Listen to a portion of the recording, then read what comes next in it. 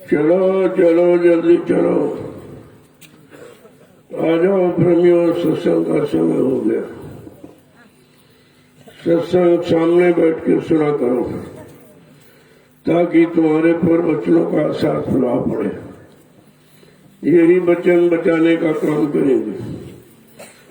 चारों तरफ से जो हाहाकार मचा हुआ है, बीमारी महामारी का, लड़ाई झगड़े मारकाट हिंसा का, वो ये नाम स्वर से सब खत्म हो जाता है। नाम की ऐसी महिमा है। नाम लेत भव सिंधु सुखाई, करो विचार सुजन मनमाई। ऐसे सज्जनों, मन में विचार करो, वो कौन सा नाम है जिसके लेने से भवसागर सूख जाए। यानी आपत्ति, मुसीबत, दुख, तकलीफ, बीमारी, महामारी, लड़ाई झगड़ा, देवी प्रकोप, दुर्घटनाएं सब चली जाए। ऐसा कौन सा नाम है? कहते हो समय का जगाया नाम, प्रभु का जय गुरुदेव। ये जय गुरुदेव आदमी इंसान का नाम नहीं है, ये प्रभु का नाम है जो कलयुग में महापुरुष ने जगाया है। लोगों कितनी बड़ी दया, जब तक जगाया हुआ नाम नहीं मिलेगा ये जीवात्मा जाग नहीं सकती। ये पिछले नामों के दोहराने से नहीं जगेगी, शारीरिक क्रियाओं से नहीं जगेगी। ये तो जब संत महापुरुष आते हैं और समय से नाम जगाते हैं, उस नाम को जब पकड़ाते हैं और नाम पकड़कर जब सब रूहें जीवात्माएं काम में लग जाती है तो अपने घर पहुंच जाती है। ये नाम की महिमा है। इसीलिए तो महापुरुषों ने खोल के कहा कि कलयुग में कौन सा नाम है। तो उन्होंने कहा जो पिछले नाम है उनके बारे में उन्होंने हकीकत सत्यता को खोल के कहा कि मतलब एक राम संसार में, एक जगत व्यवहार, चौथा निस्सार है ताको करो विचार। वही चौथा नाम क्या? सार नाम, जो संत महापुरुषों के द्वारा जगाया जाता है वो सार नाम है और बाकी ये सार नाम है। यानी ये सब नाम पिछले युगों के थे, पिछले युगों के जीवों के लिए जो शुभ कर्म करते थे उनको उन्होंने बचाया, जो अशुभ कर्म किए उनको मार दिया। तो ये काम करने के। लेकिन जो कलयुग में समृद्ध दाता दयालु ने जो जय गुरुदेव नाम जगाया, सिद्ध किया है, उस नाम की महिमा अलग है। वो मारकाट हिंसा के लिए नहीं आया, वो वैचारिक क्रांति, यानी लोगों के भाव विचारों को बदलने के लिए, उनके गंदे खान पान को बदलने के लिए, उनके गंदे संग स्वभाव को बदलने के लिए, उनके गंदे कर्मों को बदलने के लिए ये समय का ऐसा नाम जगाया गया। अगर नाम न जगाया गया होता तो हम सब जीवात्माएं सोती रहती, कभी निकलने का मौका ही नहीं था। कितनी बड़ी दया कृपा महापुरुष की हुई कि हमें आपको जगाया, जगा दिया नाम को और दे दिया, उसके बदले कुछ नहीं लिया। ये है दाता, इन्हीं को दाता दयालु कहते हैं, जो देते हैं लेते नहीं है, कोई प्रकार की इच्छा नहीं रखते। तो कहते हैं कि नाम की महिमा अपार है। एक राम दशरथ का बेटा, एक राम घट में लेटा, एक राम का सकल पसारा, एक राम इन सब से न्यारा। जिसने राम को भेजा वो राम कौन सा, जिसने कृष्ण को भेजा वो कृष्ण कौन सा। जानकारी तो उस नाम की होनी चाहिए जिस नाम ने यहाँ पर शक्ति को नाम दे करके भेजा, वो नाम कौन सा है। कहा ये राम अयोध्यावासी राजा दशरथ के पुत्र, इन्होंने तो एक काम किया। राम एक तापस थी तारी, नाम कोट कल कुमत सुधारी। इन्होंने अहल्या स्त्री का वो पत्थर से फिर स्त्री, लेकिन जीवात्मा का कल्याण उद्धार नहीं किया, आवागमन से रहित नहीं कर पाए, योनियों से मतलब यानी बदल नहीं पाए, ये काम नहीं किया। राम न सकहि नाम गुण गाई। देखिए, ब्रह्म राम से नाम बरदायक बड़ान, कृतो ब्रह्म से भी बड़ा, वो परब्रह्म से भी बड़ा, महाकाल से बड़ा। जो सत्पुरुष से सच का नामी धाम प्रभु धाम से नाम आता, वो नाम सबसे बड़ा है। और जो नाम आए, जिन नामों ने काम नहीं किया, वो नाम वो ये काम वो नाम करेगा। सारी महिमा खोल के कर दी ताकि नाम में कोई शंका ना हो जाए। तो जीवात्माओं की शंका संगे भूल भ्रम को दूर करने के लिए सम्राट दाता दयालु बाबा जय गुरुदेव जी महाराज ने जय गुरुदेव नाम जगाया और सिद्ध किया। ये किसी इंसान आदमी पक्षी का नहीं है, ये उस मालिक का नाम है। जब मालिक का नाम मिल गया तभी तो मालिक को पुकार लगाएंगे आप। जब तक किसी का नाम नहीं जानोगे तब तक आप बुलाओगे कैसे? वो तो नाम एक आधार है। बिना नाम के हम किसको बुलाएं, किसको पुकारें, किसको अपनी फरियाद सुनाएंगे? कौन हमारी फरियाद को दूर सुन करके मतलब कष्ट दूर करेगा? जय गुरुदेव, जय गुरुदेव, जय गुरुदेव, जय गुरुदेव नाम किसका? जय गुरुदेव नाम किसका? जय गुरुदेव नाम किसका?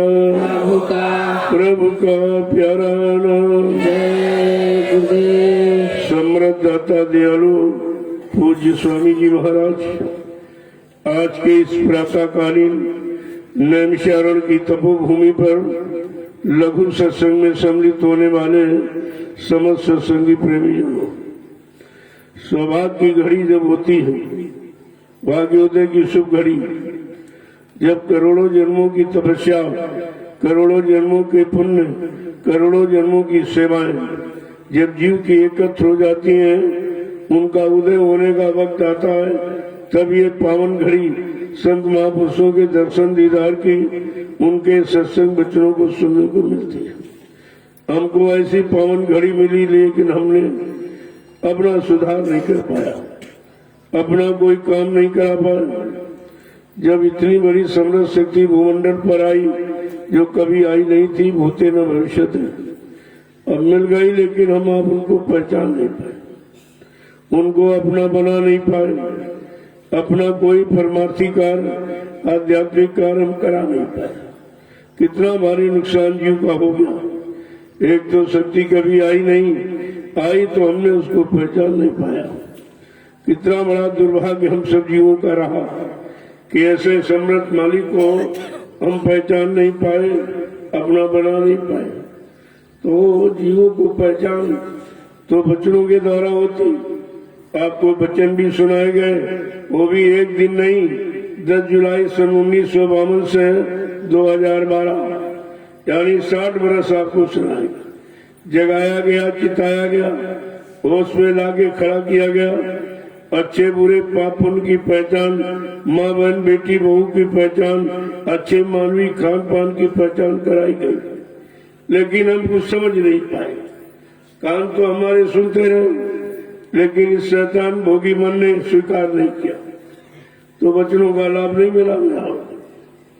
तो उनकी तो दया कृपा मेहरबानी कि चलो एक बार इनको फिर बता दिया जाए, फिर उनको जगा दिया जाए। ये भूल गए हैं, चलो फिर बच्चों की याद दिला दिया जाए।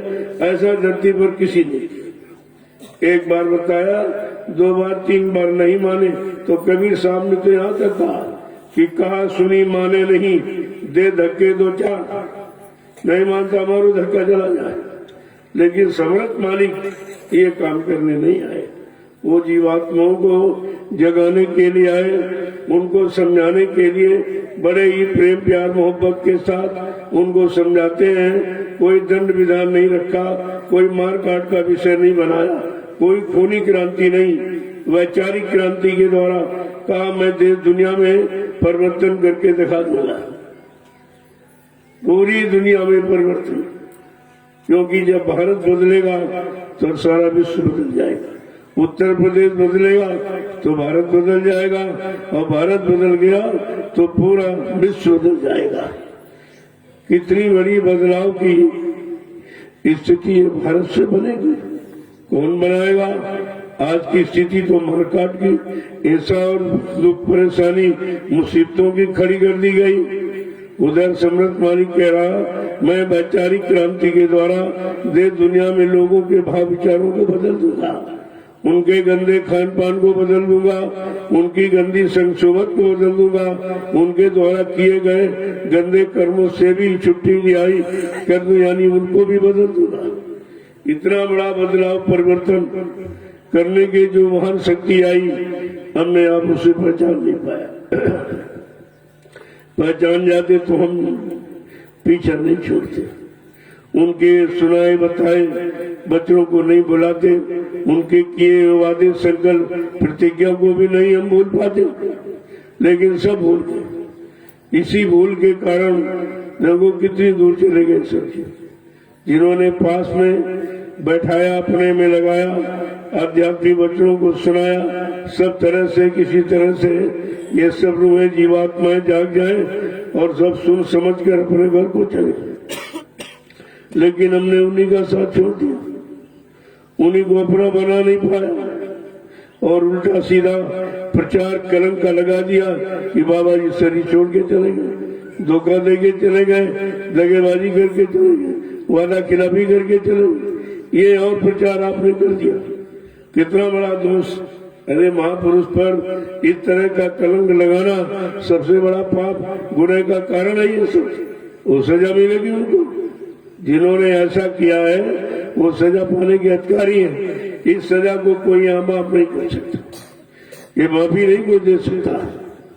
तो कितना बड़ा जुर्म हो गया, बजाय लाभ पाने के हमने कितना बड़ा जुर्म और अपराध कर डाला कि अपने सम्राट मालिक को कह दिया मर गए चले गए। मर जाना तो एक गाली है, एक अपशब्द है। हम लोगों को जब क्रोध में कह देते मर जा, तो ये हो जा, तो हो जा, और यही यानी अपशब्द महापुरुष पर प्रयोग कर दिया गया और हम सब लोग सुनते भी रहे। सबने कहा और हमने आपने बैठकर सुनते रहे, अपने गुरु का अपमान सहते रहे, उन पर ये झूठ बोलने वाला कलंक भी सहते रहे। कितना बड़ा अपराध हमने आपने किया। जिस महापुरुष ने सच्चाई का आपके सामने बखान किया और सतलोक सचखंड जीवात्मा को पहुंचाने का वादा किया, फिर हम उस पर ये कलंक लगा बैठे कि झूठ बोल के चले गए, कोई काम नहीं किया। ये कितना बड़ा अपराध है। इसी की सजा ये धीरे धीरे जिन्होंने कहा मर गए, ये सब तुम्हारे सामने मुर्दा ही हो जाएंगे, सब मुर्दा हो जाएंगे। केवल आप देखते रहिए और बच्चों को सुनते रहिए। फिर से आपको एक मौका मिल गया समर्थ सद्गुरुदाता दयालु बाबा जय गुरुदेव जी महाराज के वचनों को सुनने का। इससे बड़ा अवसर और कम मिलेगा। एक एक वचन को बड़ी सावधानी के साथ आपको सुनना चाहिए। जब सुनोगे तो समझ में आ जाएगा। वचन सब मानव शरीर पर ही है, क्योंकि इसी शरीर से जीवात्मा का उद्धार कल्याण होना। जीवात्मा तो सारे शरीरों में, चाहे पशुओं का शरीर हो, चाहे पक्षियों का, चाहे जंगली जानवरों का, चाहे कीड़े मकोड़ों का, जीवात्मा सब है। लेकिन उनको परमात्मा से मिलने का अधिकार क्यों नहीं है? कोई शरीर एक तत्व का, कोई तत्व दो तत्व का, कोई तीन तत्व का, कोई चार तत्व का, कोई पांच तत्व, चार तत्व सीमित है। ये सारे शरीर मानव शरीर को छोड़कर जितने शरीर, ये सब चार शरीर तत्व तक सीमित है। लेकिन पंच भौतिक शरीर ही पांच नाम की साधना कर सकता है और पंच भौतिक शरीर ये मानव शरीर। क्षितिजल पावक गगन समीरा पंच तत्व या रचित शरीरा कहा 5 तत्वों से 5 मसालों को मिलाकर विचित्र कारीगरी से परमात्मा ने इस मनुष्य मंदिर को खुद अपने हाथ से बनाया और इसी में अपनी चेतन जीवात्मा को बैठा दिया।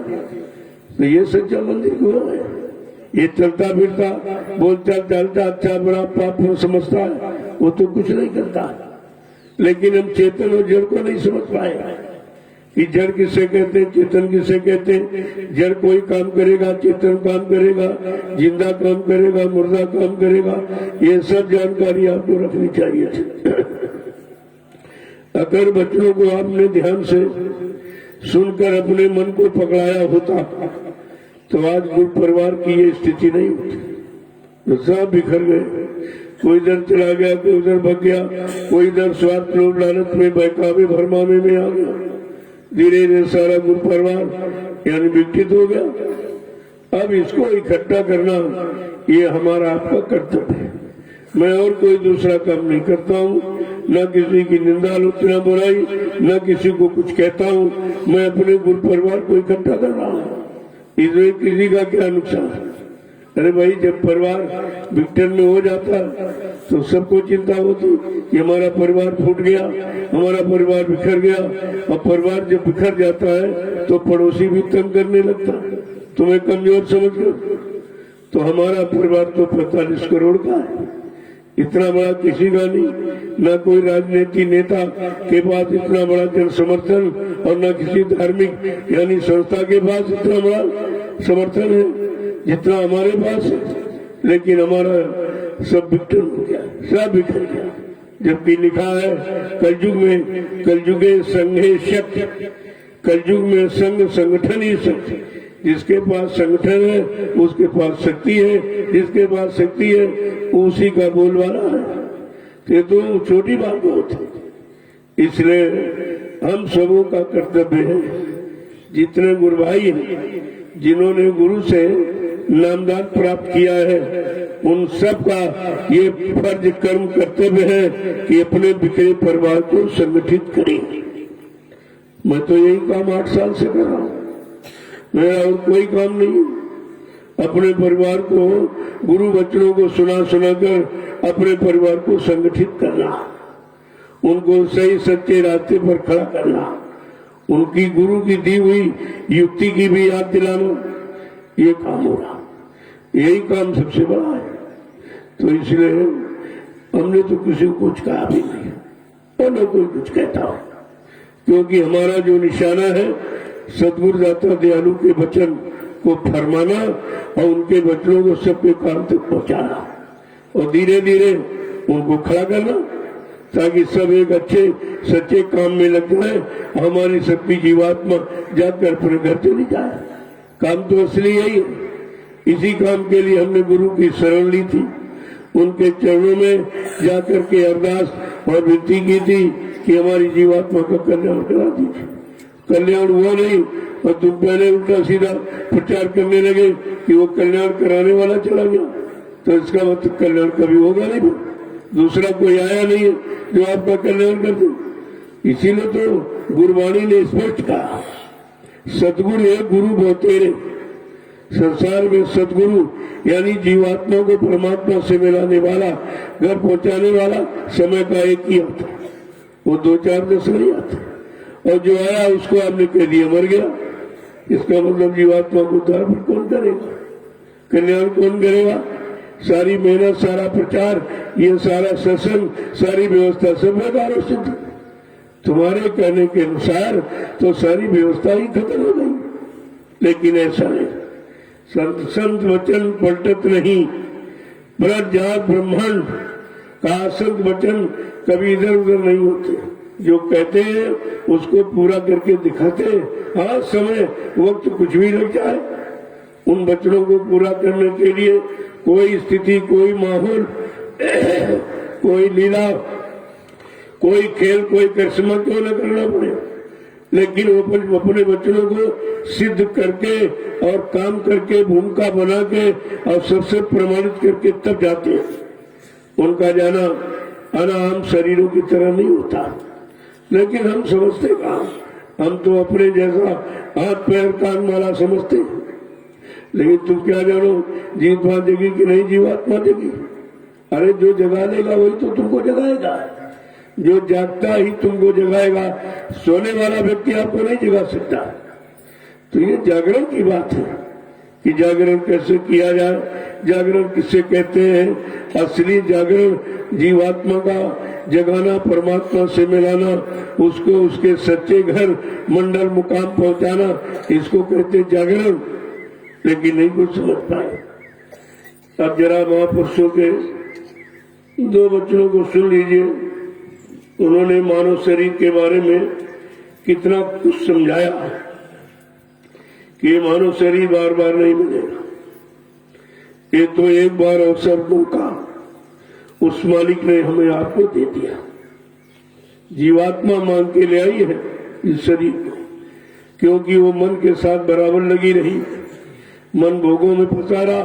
वो देखती रही कि ये बार बार ऐसे कर्म क्यों करता है, जो जन्म और मरण, जन्म मरण इसके स्वभाव मिलता नहीं। पैदा हो जाता फिर मर जाता, फिर पैदा हो गया फिर मर गया। अरे इसको जन्म मरण से क्या मिला? तब वो प्रार्थना करती मालिक से कि एक बार मालिक दया कृपा कर दीजिए, हम सबको मानव शरीर दे दीजिए।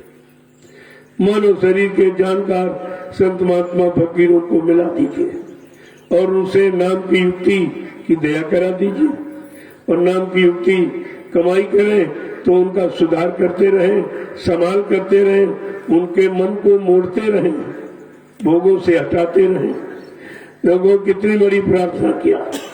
तब वो जीवात्मा मांगकर इस मतलब यानी वो जीवात्मा मांगकर तब इस मानव शरीर को लेके आई कि अपनी बार मानव शरीर दे दीजिए। मैं किसी संत महापुरुष की तलाश करके अपने घर का रास्ता पूछ लूंगी, फिर मैं अपने घर चली जाऊंगी, फिर कभी नहीं आऊंगी, कभी नहीं। तो उसने दया के भीख कैसे मांगी, क्या कहा? जब गर्भवास में थी कहती अब प्रभु कृपा करो यही भांति, सब तज भजन करब दिन राति। ऐ प्रभु, ऐ मालिक, ऐसी कृपा दया मेहरबानी कर दीजिए कि हमको इस नरक कुंड से बाहर कर दो और कभी ना आऊं, ये गर्भ की स्थिति में कभी आऊं, हमारा जन्म मरण से छुटकारा करा दीजिए, हमको अपने घर पहुंचा दीजिए। आप पहुंचाने वाले हैं, आप समर्थ हैं, आपके वचनों से एहसास हो गया है कि आप वहीं से आए जहां की हम रहने वाली है। तो समझा के कह रहे हैं कि बड़े भाग मनुष्य तन पारा और सुर दूर लभु सदग्रंथन गावा। कहा बड़े भाग्य उनके जिनको परमात्मा ने मनुष्य मंदिर दे दिया, असली मंदिर। इसी मंदिर में साधना उपासना अर्चना वंदना प्रार्थना करोगे तब आपका काम होगा। उस मंदिर ईंट पत्थर वाले से नहीं, वहां कोई सुनने वाला नहीं है, कोई सुनने वाला, कोई प्रत्युत्तर देने वाला, कोई संभाल करने वाला, कोई सच्चे सही सच्चा रास्ता बताने वाला वहां तो कोई बैठा नहीं है। तो कह रहे कि नर तन पाए विषय मन दही और पलटी सुधा से 60-20 नहीं।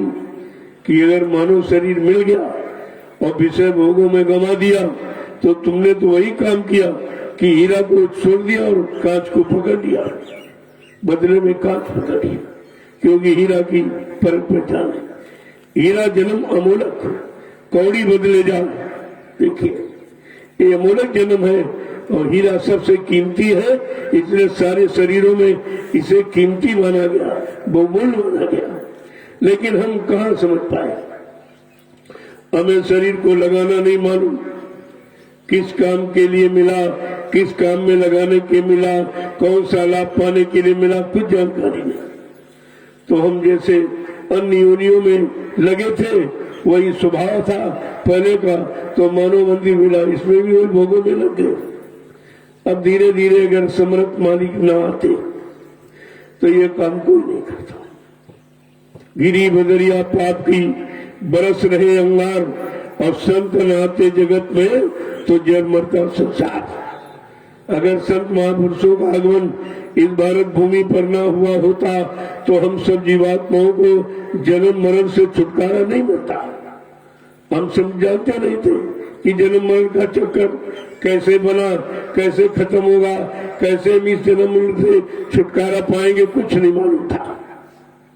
तो समझा के कह किया तन का फल ये बिसर न भाई, और स्वर्ग हो स्वल्प अंत दुखदाई। बार बार कह रहे इस शरीर का फल विषय भोग नहीं है, ये नाम योग की साधना के लिए मिला। हम लोग भोगों में लगाए बैठे, एकदम उल्टा कर रहे और इतना लगा दिया कि सारी शक्ति खत्म कर डाली। वही काम बार बार, एक बार किया, 2 बार किया, 3 बार किया, हजारों बार कर चुके हो और अब भी समझ नहीं पा रहे हो कि इससे मिला क्या। क्या मिला? जो था वो भी चला गया, जो शरीर की शक्ति ताकत थी भोगों में वो भी आपने खत्म कर दी और बदले में कुछ नहीं मिला। अरे भाई, अगर बाजार जाते हो, जेब अगर खाली होती तो झोला सामान से भर जाता, तो तसल्ली हो जाती कि जेब खाली हुई लेकिन झोला तो भरा है। लेकिन तुमने जो भोग किए उन भोगों से आपको रोग बीमारी के सिवा कुछ नहीं मिला। अब उसी की परेशानी। तो महापुरुष समझा के क्या कह रहे हैं, जरा उसके उस 2 वचन उनके सुन लीजिए तो आपको पक्का विश्वास हो जाएगा। नहीं नहीं, जो भी कहा सब महापुरुषों ने कहा, हमारे सुधार के लिए, हमारे उद्धार के लिए जो कुछ संत महापुरुषों ने कहा वही सत्य, बाकी सब झूठ है। तो शरीर के बारे में संबोधन करके क्या कह रहे कि यही दहिया की कवन गति होई, दहिया की कवन गति होई, यही दहिया की कवन गति होई, यही दहिया की कवन गति होई। तन धन अब दोनों से हारे, धन धन अब दोनों से हारे, तन धन अब दोनों से हारे, धन धन अब दोनों से हारे। बुद्धि होश सब खोई, बुद्धि होश सब खोई, कमन गति होई तोई, बुद्धि होश सब खोई, ये दहिया की कमन गति होई, होश सब खोई, दहिया की कवन गति होई, यही दहिया की कमन गति, यही दहिया की कमन गति होई, यही दहिया की कवन गति होई। कह रहे कि अंतिम दुर्दशा देह माने देह शरीर की क्या होगी, क्योंकि इसको तो जला के राख कर दिया जाएगा, इसको कोई देखना पसंद नहीं करेगा। कहा ये बताओ, जिस शरीर पर तुम घमंड कर रहे हो, भोगों में फंस के बर्बाद कर रहे हो, अंतिम दशा क्या होगी, अंतिम दुर्गति कैसी होगी। कहते कि तन और धन से सब हार गए, न तन काम में आया न धन काम में आया।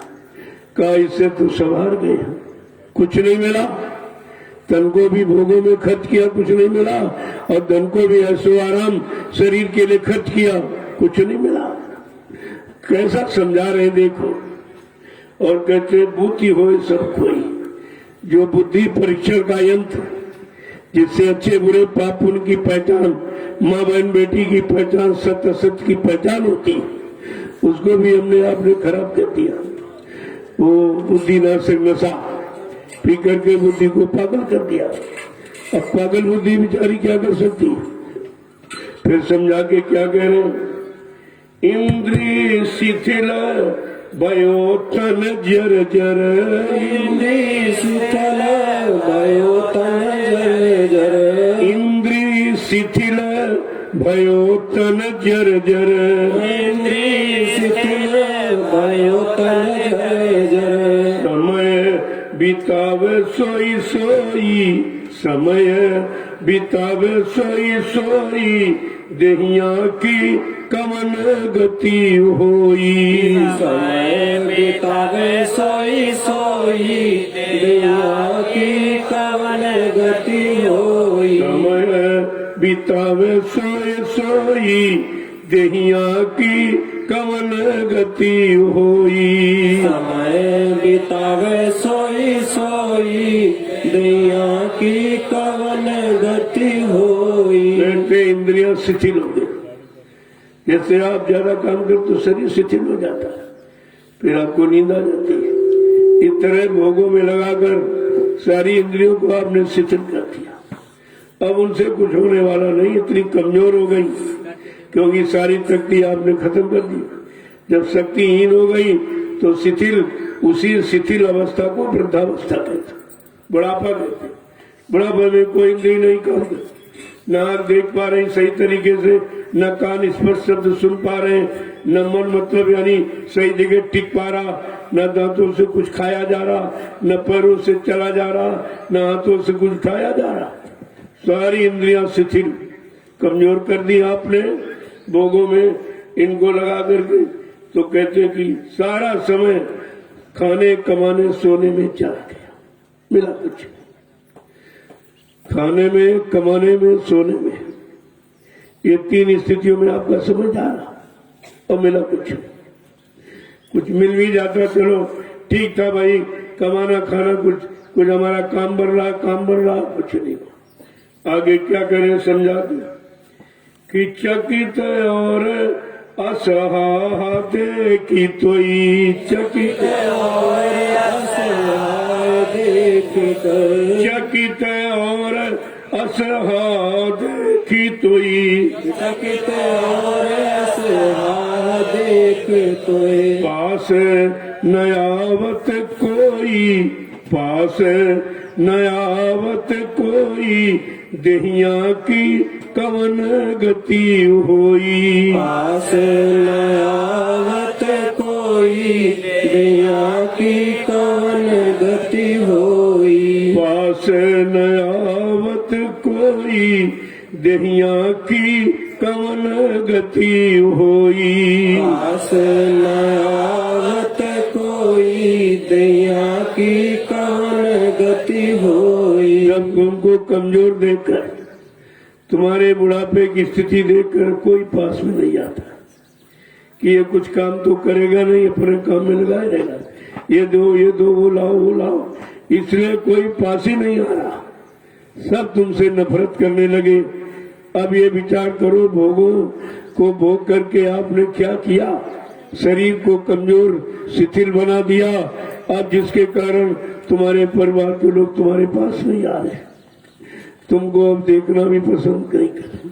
अब तो चाहते भगवान कभी नहीं उठा ले, ये चारपाई खाली करके चला जाए।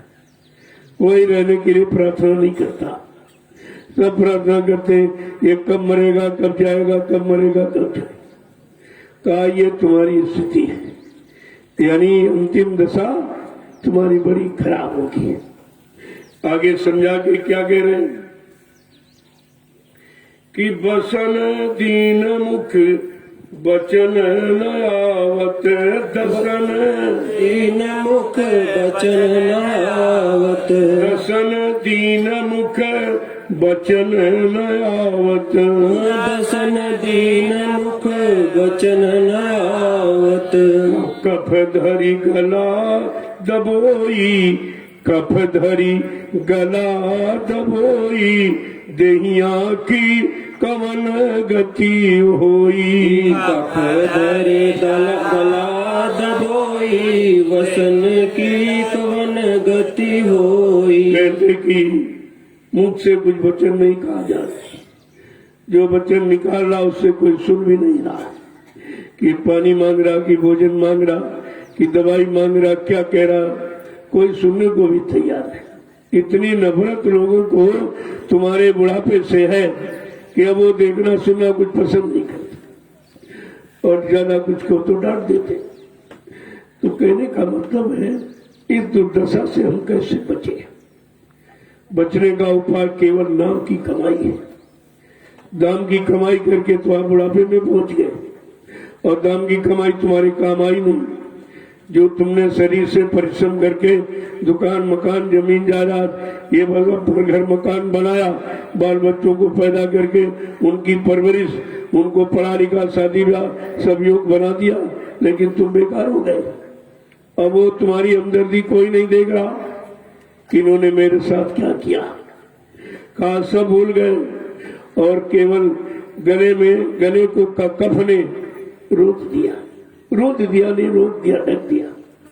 अब वचन भी नहीं निकल रहा, कोई बात कह भी नहीं पा रहे और कहते हैं तो कोई सुन भी नहीं रहा। कैसी स्थिति बुढ़ापे की है पूरा वर्णन कर रहे हैं। और एक दिन बुढ़ापा आएगा सबको, इससे हम आप बच नहीं सकते। जब वो आएगा जरूर ये स्थितियां भी आएंगी, ये परेशानियां भी आएंगी, ये मुसीबतें भी आपके सामने। तो कहा ये समय नाम की कमाई करके इसे तुम ठीक कर लो, अभी वक्त मौका है, आप कर सकते हो। महापुरुषों ने कितनी सांत्वना, कितना ढांढस बनाया कि चिंता मत करो, जो तुमने किया सो किया, लेकिन अब मत करो। जब से जाना तब से माना और ये संकल्प लो कि अब लो नसानी अब न नसे। जो भी समय सांसों की घड़ी पूंजी सब चली गई, अब जो बची खुची है वो इन भोगों में नहीं खर्च करूंगा। खर्च करके देख लिया कोई मेरा बना नहीं, सब हमसे काम लेके अलग हो गए। और जो शक्ति बची है उसको प्रभु नाम में लगा दो तो अभी तुम्हारा कुछ हो सकता है। क्यों महापुरुष तो इतना खुश है कि एक घड़ी आधी माँ पुण्याप गोस्वामी संगत साथ की हरे कोट अपराध। अगर आधी घड़ी का भी सत्संग आप संभाल के रखते हैं और उस पर चलते हैं, अपने जीवन को बनाते हैं, तो कहा मैं तुम्हारा आधी घड़ी में भी काम कर दूंगा। मालिक कितना मेहरबान, लेकिन हम आप समझ नहीं पा रहे। आगे समझा के क्या करें। कोई कुछ कहे सुने कुछ आना, कोई कुछ कहे सुने कुछ आना, कोई कुछ कहे सुने कुछ आना, कोई कुछ कहे सुने कुछ आना। नयन ज्योति सब खोई, नयन ज्योति सब खोई, देहिया की कमल गति होई। नयन ज्योति सब खोई, देहिया की कमल गति होई। कह रहे कुछ कह रहे कुछ सुन रहे, न कोई पास में आ रहा न कोई सुन रहा। बेचारे रो रहे हैं, आंसू गिरा रहे हैं, आंसू पोंछने वाला नहीं। तुम्हारे दुख तकलीफ के बच्चों को आंतरिक आग को कोई सुनने वाला नहीं है। और तुमने धीरे धीरे नेत्रों की ज्योति भी खो दी। अब आंखें देखना पसंद नहीं कर रहे, कान सुनना पसंद नहीं कर रहे, दांत चबाना पसंद नहीं कर रहे, पैरों से चलना नहीं जा रहा, हाथों से उछड़ाया नहीं जा रहा, कोई याददाश्त कुछ नहीं, सब खो दिया। ये कैसे खोया आपने? भोगों में फंस कर। और अब भी भोगों से रिहाई नहीं ले रहे, छुट्टी नहीं ले रहे हो, संकल्प नहीं कर रहे हो, प्रतिज्ञा नहीं कर रहे हो, तो भी करोगे कब? क्योंकि गई बहुत रही थोड़ी, वो भी जाने वाली है। रात और दिन, सुबह शाम दोपहर, कहते कहते ये सारा जीवन जा रहा और जाते हुए सारे जीवन को हम देख नहीं पा रहे और देखकर समझ नहीं पा रहे और उसको मोड़कर सही सच्चे काम में लगा नहीं पा रहे। कितना बड़ा हम सब जीवों का दुर्भाग्य है जो महापुरुषों के वचनों को सुनकर भी हम जाग नहीं पाए, चेत नहीं पाए, विश्वास नहीं बना पाए। तो क्या कह रहे हैं आगे समझा कि पांव थके मगु चलई न जायत, पाँव थके मगु चलई न जायत, पांव थके मग चलती न जावत, पाँव थके मगु चलती न जावत। चलई तो टोए टोए होई, चलई तो टोए टोए छोई, दहिया की कमन गति होई। चले तो टोए टोए छोई दैया की कौन गति हो। कहते हैं पैरों ने जवाब दे दिया, कह रहे हमारे से अब चला नहीं जाता। जिन पैरों से दौड़ते थे, दौड़ दौड़ के काम करते थे, आज पैरों ने जवाब दिया मेरे बस का नहीं है। तुमने हमको बहुत दौड़ाया और अच्छे बुरे का तुमने भेद नहीं पाया। कहाँ दौड़ाया, कहाँ चले जा रहे हो पैरों से। तो क्या कह रहे हैं, चले ही तो टोए टोए। अब एक कदम धीरे धीरे टो टो कर रख पा रहे, मुश्किल से एक कदम दो कदम चला जा रहा। ये सब स्थित परिस्थिति हमने अपने भोगों में फंसकर अपनी सारी शक्ति को बर्बाद किया है, शक्ति को नाली में पानी की तरह बहा दिया है, उसी का ये परिणाम है। आगे क्या कहें कि कर कांपे मुख ग्रास उठावत, कर कांपे मुख ग्रास उठावत, कर कांपे मुख ग्रास उठावत, कर कांपे मुख ग्रास उठावत। मूड हिले टग टोई, मूड हिले टग टोई, दहिया की कमल गति होई। हिले डग डोई दैया की कौन गति होई। कहते हाथ कपने लगे, मुख तक भोजन का टुकड़ा भी नहीं ले जा पा रहे।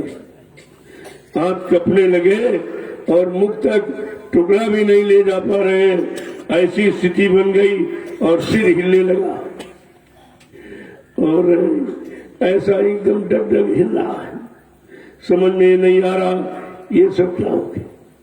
बचपन में तो था नहीं, जवानी में नहीं था, ये बुढ़ापे में क्यों आया? क्योंकि सारी शक्ति जो शरीर की थी हमने भोगों में खराब कर दी। उसके कारण ये दुर्दशा देखो, एक एक शब्द को कैसे स्पष्ट करते हैं और ये सबकी गति हो रही। कोई दुर्दशा से बच नहीं रहा, क्योंकि अगर वचनों को सुना होता, अपने जीवन में उतारा होता और एक एक वचन को अपने जीवन का आधार बनाया होता, आज ये दशा नहीं होती। आगे क्या कह रहे हैं, खड़े न चैन न बैठत सोवत, खड़े न चैन न बैठत सोवत, खड़े न चैन न बैठत सोवत, खड़े न चैन न बैठत सोवत। पीड़ा अंग अंग होई, पीड़ा अंग अंग होई, देहिया की कवन गति होई। पीड़ा अंग अंग होई, देहिया की कवन गति होई। कहते अब खड़े होने भी चैन नहीं, ज्यादा देर खड़ा नहीं जाता, ज्यादा देर बैठा नहीं भी जा रहा, ज्यादा देर लेटा भी नहीं जा रहा। मतलब कैसी स्थिति बन गई है। और क्या कह रहे, अंग अंग में पीड़ा दर्द पैदा हो। कोई शरीर का ऐसा अंग नहीं जिसमें दर्द न हो। का ये स्थिति आपने पैदा की है जवानी की शक्ति ताकत को भोगों में खर्च करके। अरे जब धन खर्च करते हो तो कुछ तुम्हें मिलता है तब खर्च करते हो, या कहीं कुछ मिलने की आशा होती तभी आप खर्च करते हो। लेकिन भोगों में जब खर्च किया उसमें आपको क्या मिला? ये बुढ़ापा मिला आपको। और देखो कैसी स्थिति, एक एक स्थिति का बयान कर रहे हैं कि अब भी जागो चेतो, जो शेष जीवन बचा है उसको गुरु की शरण में जाकर प्रभु के नाम में लगा दो। आगे क्या कहना कि हाय हाय करी समय बितावत, हाय हाय कर समय बितावत, हाय हाय करी समय बितावत, हाय हाय कर समय बितावत। औषधि लगे ना कोई, औषधि लगे ना कोई, देहिया की कवन गति होई। औषधि लगे न कोई, देहिया की कवन गति होई। जिनको कहते हैं अब तू हाय हाय करते तो उससे क्या होगा? कोई दवा भी नहीं काम कर रही। अरे मौत की कोई दवा नहीं है। हाँ, मौत में शांति जगाए नाम से तो मिल सकती। ये नाम की जड़ी बूटी तो काम करेगी कि शांति दिला देगी, दर्द को कम होने देगी, धीरज से जीवात्मा को निकाल कर घर की तरफ मुखातिब कर देगी। ये तो काम जगाए नाम से हो सकता है। और वैसे कहते कोई औषधि कोई दवा नहीं काम कर रही। अरे भाई, ऐसी कौन सी दवा बनी है जो बुढ़ापे को जवानी में बदल दे? ऐसी कौन सी दवा? आगे क्या कह रहे हैं कि कुल परिवार पुत्र पुत्री सब, कुल परिवार पुत्र पुत्री सब, कुल परिवार पुत्र पुत्री सब, कुल परिवार पुत्र पुत्री सब, मृत्यु मनावे सब कोई, मृत्यु मनावे सब कोई, देहिया की कमल गति होई। मृत्यु मनावे सब कोई, देहिया की कमल गति हो। कहते जो आपने परिवार बनाया कि मेरा बेटा है, मेरी बेटी है, मेरी पत्नी, मेरा पति, मेरा भाई, मेरा बाप, कहते वो सब यही मनाते हैं, ये मरता क्यों नहीं? मरने की प्रार्थना करते, जिंदा रहने की सुख शांति पाने की प्रार्थना कोई नहीं कर रहा। कहा देखो जो तुमने रिश्ते बनाए वो भी तुमसे नफरत कर रहे, वो तुमको अब रहना जिंदा देखना नहीं चाहते कि कब ये मरे जल्दी हटे, घर के घर पाक भगा बोल यानी जग की जगह खाली हो जाए। एक एक वचन को कैसे बता कि यही स्थिति हमारी आपकी होगी। इसलिए वो स्थिति में आने के पहले तुम अपना सुधार कर लो, नाम की कमाई करके इस शक्ति ताकत को बचा लो।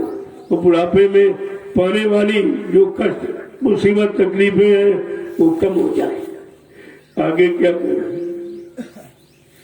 कि ना जाने कहाँ काल पछाड़ी, ना जाने कहाँ काल पछाड़ी, ना जाने कहाँ काल पछाड़ी, ना जाने कहाँ काल पछाड़ी। सोई काटो जो बोई, सोई काटो जो बोई, देहिया की कमल गति होई। सोई काटो जो बोई, दैया की कवन गति होई। कहते अब काल पीछे पड़ गया, जो जो किया है उसकी सजा दे रहा है, यही पर सजा मिलेगी। और कहीं मकान नहीं बना वहां तुमको ले जाके सजा देना है। मृत्यु अंतिम श्वास तक सारे कर्मों का फल तुमको दे देंगे। अब तुम यहाँ रो रहे हो लेकिन तुम्हें कोई रोना समझ नहीं रहा, क्योंकि कष्ट तो तुमको हो रहा, देखने वालों को थोड़ी कष्ट हो रहा। मुसीबत तुम पर आई है और काल पीछे पड़ा है, ये भी तुम ही देख रहे हो, दूसरा देख नहीं रहा। और सब कहा जो जो आपने किया, अच्छा बुरा किया, पाप किया, पुण्य किया, सुख किया, सुख किया, कहते उसी का फल तुम पड़े पड़े भोग रहे हो। यही तुम्हारी यानी गति दुर्गति है। आगे समझा के क्या कह रहे कि पिछली भूल याद जब आवत, पिछली भूल याद जब आवत, पिछली भूल याद जब आवत, पिछली भूल याद जब आवत। दर्शन कैसा कह रहे कि नयन ढांडी मुख सरोई, नयन ढांपी मुख रोई, देहिया की कमल गति होई। नयन ढाप मुख रोई, देहिया की कमल गति होई। बसन ढांपी मुख रोई, देहिया की कमल गति होई। बसन ढाप मुख रोई, देहिया की कवन गति होई। जो जो आपने अच्छा बुरा पाप पुण्य किया अब उसी की याद आ रही है। वो याद कर कर मुख पे कपड़ा डाल करके अंदर अंदर रो रहे हैं, अंदर रो रहा है। बड़ा बुरा किया, बड़ा पाप किया, पहले करने में समझ में आया नहीं, किसी ने बताया नहीं। आज हमारी कितनी बुरी दुर्दशा हो रही, कोई सुनने वाला नहीं, कोई दुख से यानी सहयोग करने वाला नहीं है। आपके दुख में कौन सहयोग करे? इसीलिए कहा सुख में सुमरन सब करे, दुख में करे न कोई। जो दुख में सुमरन करे तो सुख करे। अरे आप अगर आपने दुख में सुमरन याद की होती, बच्चों को समझा होता, बच्चों पर चले होते, तो आज ये रोने वाली स्थिति नहीं। कानों ने सुना, शैतान मन ने भोगों की मस्ती में गुरु बच्चों को पकड़ा ही नहीं, उनका कोई महत्व ही नहीं किया। बच्चों की गौरव गरिमा को कुछ नहीं समझा, इनकी शक्ति ताकत को नहीं समझा। ये वचन हमको बचाने के लिए सुनाए जा रहे हैं, लेकिन हमने आपने उस पर गौर नहीं किया, क्योंकि मन भोगों का रसिया था। आगे क्या कह रहे हैं कि जय गुरुदेव दया करो सतगुरु, जय गुरुदेव दया कर सतगुरु, जय गुरुदेव दया करो सतगुरु, जय गुरुदेव दया करो सतगुरु। यही विपदा में न तुम बिन कोई, देहिया की कवन गति होई। यही विपदा में तुम बिन नहीं कोई, दैया की कवन गति होई। यही विपदा में न तुम बिन कोई, देहिया की कवन गति होई। यही विपदा में न तुम बिन कोई, दैया की कवन गति होई। कहते समृद्धता दयालु, आपने जो गुरुदेव नाम जगाया सिद्ध किया है, अब आप ही दया कर सकते हैं। इस हमारी गाड़ी मुसीबत में कोई दिखाई नहीं दे रहा, जिनको अपना बनाया, अपने पास रखा, आज सब दूर भाग रहे हैं हमसे। हमारी बुढ़ापे की स्थिति को देखकर सब हमसे दूर भाग रहे, सब किनारा कर रहे हैं। कोई नहीं ये कह रहा कि नहीं नहीं तुम अब ज्यादा दिन जिंदा रहो, सब मृत्यु की प्रार्थना कर रहे हैं कि कितनी जल्दी ये समाप्त होगा। देखो ये स्थिति है। अगर हम आप महापुरुषों के इन वचनों से कुछ जाग जाए, चेत जाए, होश में आ जाए, तो जो बचा हुआ समय है उसी में कुछ कर ले, उसे में कुछ बचा ले। जो पूंजी श्वासों की है इसे बचा करके हम लगा ले, उनकी शरण में जाकर उनके वचन पालन, हुक्म पालन में लगा ले, अपना कुछ परमात्मा बना ले। क्योंकि वो दयालु है, वो दया करने आए हैं, वो दया करके ही आपको आपकी सब कुछ सुधार करेंगे। लेकिन कम से कम तुम पास में तो जाओ, बच्चों को तो सुनो, इसमें कौन सा खर्चा है। और वो कुछ मांगते भी नहीं, कोई दान दक्षिणा रुपया पैसा सामान आपसे नहीं मांगा जाता। ये काम परमार्थ में नहीं होता, क्योंकि इनसे परमार्थ बनता भी नहीं। अब ये है, अगर बनाने वाले आ जाएं, वो दया करके कोई आधार बना दे और हमारा ये जड़ सामान लगा ले और उससे हमको परमार्थी लाभ दिला ले, ये तो उनकी दया पर निर्भर है। वैसे उनके सामान से कुछ नहीं, कोई नहीं कुछ कर पाया। बड़े बड़े राजे महाराजे बादशाह जिनके पास अकल्पित धन खजाना था, वो भी हीरे जवाहरात मोतियों का, तुम्हारे पास तो कागज का है जिसका कोई अस्तित्व नहीं। ये तो प्रमाणित सिक्का है, जब चाहे बदल दे। अभी बीच में एक धक्का आपको मारा गया कि नोटबंदी नोटबंदी। क्या कभी तुम सोचते थे जीवन में कि नोट भी बंद हो जाएगा? क्योंकि नोट ही सब आधार बना दिया। सारे सामान पाने का, लेन देन करने का आधार ये रुपया बना दिया आपको, और उसको भी समय समय पर बदल दिया। तो तमाम पूंजीपतियों के हार्ट अटैक हो गए कि संपत्ति मैंने जोड़ के रखी कागज मुद्रा, इसका क्या हुआ?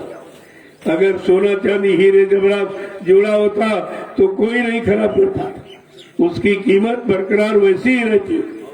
जवान से कोई अदले बदले की बात कर दे, लेकिन ये बदला बल्कि इसके बदले में और ज्यादा पैसा आपको मिलता। लेकिन कहाँ बंदी हुई, सब झूठा प्रचार का नोटबंदी नोटबंदी। अरे नोट के बदले नोटे तो दिया, बंद कर दिया, और वो भी छोटा कागज का हल्का खराब हो दिया गया, और तुम्हें भरमा दिया, बहका दिया कि नोटबंदी नोटबंदी। अरे नोट के बदले कोई मुद्रा दी जाती तो मान लेते, चलो बदल गया, लेकिन कुछ। और ये भी नहीं आज तक बताया जो अचानक तुमने 500 का नोट 1000 का नोट बदला है वो जमा कहाँ किया गया? क्योंकि नोट छपता है, तुमको बदले में सोना देना पड़ता है। कितना सोना चला गया कोई कहने वाला नहीं, कोई सुनने वाला नहीं, कोई समझने वाला नहीं है, और सब यानी मतलब देख रहे हैं और सब उसी में बंध रहे हैं, लेकिन बंधन से मुक्त होने की बात कोई नहीं कर रहा। ये तो संत महापुरुष करते हैं जो सारे बंधनों से मुक्त अलग खड़े, उनको कोई बंधन नहीं बांध सकता। पहले भी आपसे कहा बच्चा मुझे कोई रुपए पैसे धन दौलत से खरीद नहीं सकता, कभी धोखे में मत आ जाना, मुझे कोई खरीद नहीं सकता और मैं बिकने वाला नहीं हूँ। ये जब सब हमको सम्राट दाता दयालु बाबा जय गुरुदेव जी महाराज ने सब कुछ सुनाया, बताया और समझाया, फिर आपकी दृढ़ता मजबूती और विश्वास मालिक से कैसे हट गया, कैसे आप हटा दिया? कोई काम नहीं हुआ, कोई वादा पूरा नहीं हुआ, आपने हटा दिया। और उन्होंने ये भी कहा, मैं ही नहीं कह रहा हूं, और भी संत महापुरुषों ने कहा कि आगे की स्थिति कैसी होगी, परिस्थिति कैसी होगी, मुसीबत आपत्ति किनके द्वारा कैसी आएगी, उसका बखान किया। जरा सुन लीजिए, संत रविदास जो मीराबाई के गुरु थे, आज के सैकड़ों वर्ष पहले आए थे, उन्होंने अपनी ज्ञान पोथी में एक भविष्यवाणी लिखी है। सैकड़ों वर्ष पहले क्या कहा था, बड़े यानी सबका समझो, आप ध्यान से सुनिए, तुम्हारी समझ में आ जाएगा कि महापुरुष क्या नहीं जानते, क्या नहीं कर सकते। तो रविदास जी ने इशारा करके कहा, आगे आने वाले समय में कौन सी शक्ति आएगी और वो कैसी होगी, कैसे कैसे काम करेगी, ये सब वर्णन उन्होंने किया। कह रहे हैं कि भारत में अवतारी होगा जो अति विस्मयकारी होगा, ज्ञानी और विज्ञानी होगा, वो अद्भुत सेनानी होगा, जीते जी कई बार मरेगा। देखो रविदास जी कह रहे हैं वो शक्ति ये भी खेल करेगी, जीते जी कई बार मरेगा। क्या जिंदा कोई मर के कोई जिंदा हो सकता? लेकिन उस समृद्ध शक्ति के बारे में रविदास जी क्या कह रहे, जीते जी कई बार मरेगा और छंदम भेष में वो विचरेगा, वो एक अनोखे भेष में विचरण करेगा, लेकिन लोग पहचान नहीं पाएंगे। आगे क्या कह रहे कि देश बचाने के लिए होगा एक आह्वान, संपूर्ण देश विदेश को बचाने का आह्वान करेगा। कहा था मैं दूरदर्शी व्यवस्था के द्वारा देश दुनिया में परिवर्तन करके दिखा दूंगा। आज रविदास जी की वाणी बिल्कुल सत्य हो रही। देश बचाने के लिए होगा एक आह्वान, युग परिवर्तन के लिए चले प्रबल तूफान। तूफानी दौड़ा हिंदुस्तान में करेंगे, सब आपके सामने हो चुका। युग परिवर्तन की आवाज लगाएगा कि कलयुग को भगाऊंगा और सतयुग को लाऊंगा। आगे रविदास जी क्या कह रहे हैं, तीनों ओर से होगा हमला, देश के अंदर द्रोही घपला, चारों तरफ से जिन्होंने घपला किया, ठगी की है, बेईमानी की है, का उसका भी सब राज खुलेगा, ये भी राज खुलेगा। और कह रहे हैं कि सभी तरफ कोहराम मचेगा, कैसे हिंदुस्तान बचेगा, चारों तरफ कोहराम त्राईमान। आज वही स्थिति, चारों तरफ लोग मौत के घेरे में खड़े हैं। मौत से बचाने का कितने उपाय किए जा रहे, लेकिन इनको नहीं मालूम कि मौत तुम्हारे हाथ में नहीं है, उसकी घड़ी और जगह और समय सब निश्चित है। किस कर्मों की सजा कौन सा कारण बनाएगी और मौत कराएगी। आगे क्या कह रहे हैं? नेता मंत्री और अधिकारी इनको जान बचाना होगा भारी। रविदास जी क्या कह रहे हैं कि नेता मंत्री और अधिकारी इनको जान बचाना होगा भारी। ये अपनी अपनी जान को बचा नहीं पाएंगे, क्योंकि जो तुमने किया है वो फल अवश्य मिलेगा। काया से जो कारज होई, बिन भोगे बचे ही नहीं कोई। आगे क्या कह रहे हैं?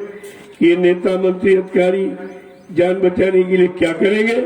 छोड़ सब मैदान भगेंगे, अपने अपने घर में दुबकेंगे। ये सब राजनीति का मैदान छोड़ के भाग जाएंगे, अपने अपने घोंसलों में छिपने की कोशिश करेंगे। लेकिन महापुरुष क्या करेगा? कह रहे जिन जिन भारत माँ सताई, जिन्होंने भारत माता को सताया है, जिन जिन भारत माँ सताई, जिसने इसकी करी लुटाई और खूब यहाँ लूटा, सामान, धन और दौलत और गौरव और गरिमा और मर्यादा और चरित्र, ये सब लूट लिया है। उनके लिए क्या कह रहे हैं कि जिन जिन भारत मात सताई, जिसने इनकी करी लुटाई, वो महापुरुष क्या करेगा? ढूंढ ढूंढ कर बदला लेगा, सब हिसाब चुकता कर देगा। वो ढूंढ ढूंढ करके तुम कहीं छिप नहीं सकते हो, क्योंकि वो प्रकारदर्शी है, वो सब कुछ देखते हैं। कहाँ तुम छिपने जा रहे हो वो जगह भी जानते। कहाँ ढूंढ ढूंढ कर बदला लेगा, सब हिसाब चुकता कर देगा। आगे क्या कह रहे हैं? चीन अरब की धुरी बनेगी। देखिए, आज चीन से ही वायरस निकला और रविदास जी सैकड़ों वर्ष पहले बता रहे कि चीन अरब ये धुरी बनेगी, विध्वंसक ताकत उभरेगी, विध्वंस करने वाली, विनाश करने वाली, दुख देने वाली, मौत के करीब ले जाने वाली ये स्थिति ये चीन अरब से पैदा हो जाएगी। कितनी बड़ी जानकारी महापुरुषों जो सैकड़ों वर्ष पहले बता रहे। आगे क्या कह रहे? सभी तरफ संगीन लड़ाई, घाटे में होंगे ईसाई। ईसाई माने मुसलमान, एक घाटे में चला जाएगा। देखो, कहते मुसलमान आपस में लड़ेंगे, अपनी हानि आप करेंगे। ऐसी स्थिति बन जाएगी और इटली में कोहराम मचेगा। इसके बाद इटली नस्तनाबूद हो गया, वहां भी ये प्राकृतिक प्रकोप पहुंच गया और वो ऐसा कह रहे हैं जैसे आंख से देख रहे हैं। सत्य बात है, वो दिव्य दृष्टि थे, अपनी दिव्य दृष्टि से भूत भविष्य वर्तमान सब देख लेते एक ही जगह बैठकर, तभी तो परिणाम घोषित करते। इटली में कोहराम मचेगा, लंदन सागर में डूबेगा। आगे क्या कहना? युद्ध तीसरा अति प्रलयकारी, जो होगा भारी संहारी। का जो तृतीय युद्ध होगा बड़ा ही विध्वंसकारी होगा, बड़ा जानलेवा खून खराबा करने वाला होगा। आगे क्या कह रहे? भारत होगा विश्व विजेता, भारत होगा विश्व का नेता। लेकिन भारत धार्मिक देश है, ऋषि मुनि महात्माओं ये भूमि है, ये कृष्ण और राम की धर्म कर्म भूमि और संत महापुरुषों की योग भूमि है। कहता ये भारत विश्व का अगुआ बनेगा, सारी सलाह विश्व के लोग भारत से लेंगे। विश्व गुरु हो भारत देश, ये भारत देश विश्व का गुरु बनेगा और सब लोग अध्यात्म की शिक्षा भारत देश में लेंगे। और अध्यात्म कहीं नहीं, सब जगह भौतिक सुख, भौतिक सुख।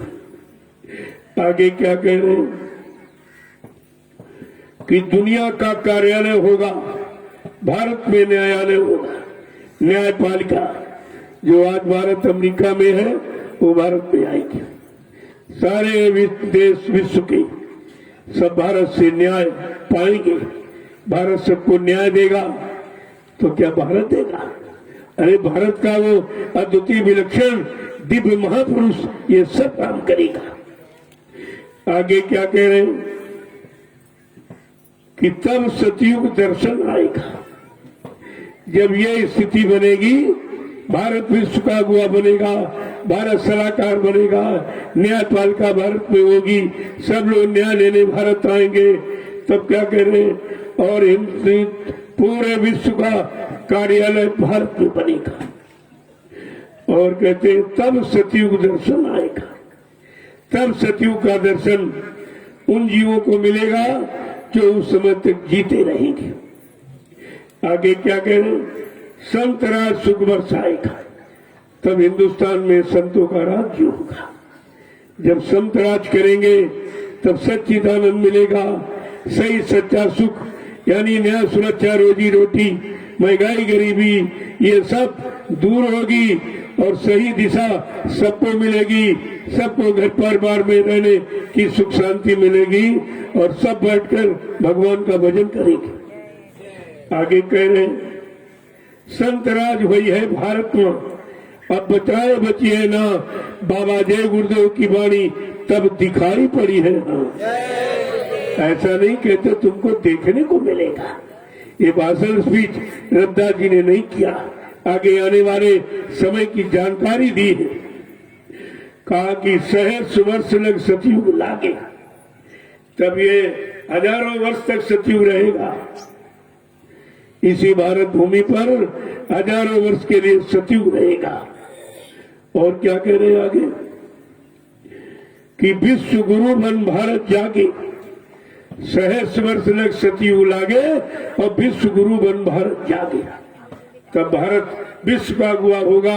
ये जागरण ये जानकारी सबको दे दी जाएगी, सब जान जाएगी। देखो कितनी बड़ी भविष्यवाणी, इनको कौन समझ पाएगा। आए थे मनुष्य शरीर में लेकिन दिव्य दृष्टि से अपनी जीवात्मा के तीसरी आंख तीसरे कान नाक को जगा चुके थे, उसी से देखकर ये सब आगे आने वाले भयानक और दुर्दशा देने वाले समय की जानकारी दे रहे। और क्या कहा सब सुन लीजिए आप, संत कोई बात को छोड़ते नहीं, बिल्कुल सत्य का पर्दाफाश कर देते। आगे क्या कह रहे हैं, एक बार रविदास ज्ञानी कहने लगे सुनो अटल कहानी, ऐसे आत्मज्ञानी भूमंडल पर कभी नहीं आए, केवल कलयुग में आए और पूरा भेद खोल के रख दिया। कहते एक बार रविदास जी अपनी कुछ अटल, जो अटल नहीं सकती, जो नष्ट नहीं हो सकती, झूठ नहीं हो सकती, ऐसी वाणी का बखान कर रहे हैं। क्या कह रहे हैं कि कलयुग बात साच सोई, बीते सहस्र 5 10 2। देखो कितना स्पष्ट, यानी 10 5 यानी 15 2015 से लागू होगा और 18 में लीला हो जाएगी। लीला हो जाएगी, खेल करने की शुरुआत लीला ही होती है। क्या कह रहे हैं, भरमा में सब स्वार्थ के काजा, बेटी बेद तजे कुल लाजा।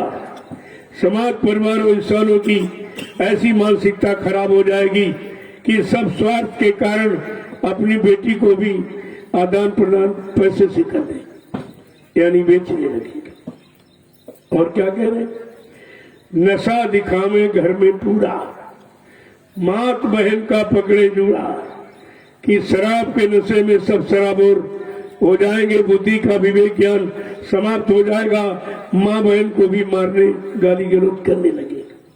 आगे क्या कह रहे, अंडा मांस मछलियां खावे, भिक्षा करिए पाप कमावे।